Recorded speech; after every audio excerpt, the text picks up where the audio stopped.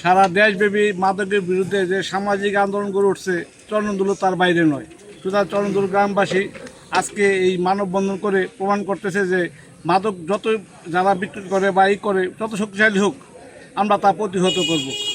সুতরাং আমাদের যে গ্রামের লোকজন মুরব্বীরা আছে তাদের আমরা বলবো যে আপনার ছেলেরা কোথায় যায় কি করে, প্রথমেই আমরাই পারি সেই মাদক নিয়ন্ত্রণ করতে। যদি আমরা একটু খেয়াল করি যে আমার সন্তান সন্ধ্যার পরে কোথায় যায়, সে কখন বাড়িতে আসতেছে, যদি আমরা একটু খেয়াল করি আমাদের মাদক থাকবে না। আর যদি তারপর যদি কথা না শুনে যদি তার আমরা দেখি যে মাদক বেচার জন্য বা কেউ চেষ্টা করতেছে, আমরা গ্রামবাসী সেটা প্রতিহত করব। আমরা গ্রামবাসী সবাই মিলে সেটা প্রতিহত করব। আর আমার একটা কথা থাকবে, রাত 10টার পরে কেউ যেন গ্রামের রাস্তাঘাটে না থাকে।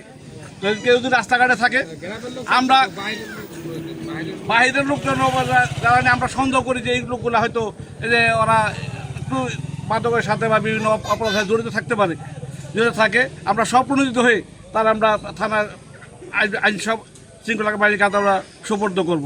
এই ব্যাপারে গ্রামবাসী আমাদের সহযোগিতা করবেন, আপনাদের সহযোগিতা চাই। এই সহযোগিতা পেলে আমরা এই গ্রামটাকে একটা সুন্দর গ্রাম হিসাবে গড়ে তুলতে পারবো। সবাইকে আমার শুভেচ্ছা ও আন্তরিক ধন্যবাদ।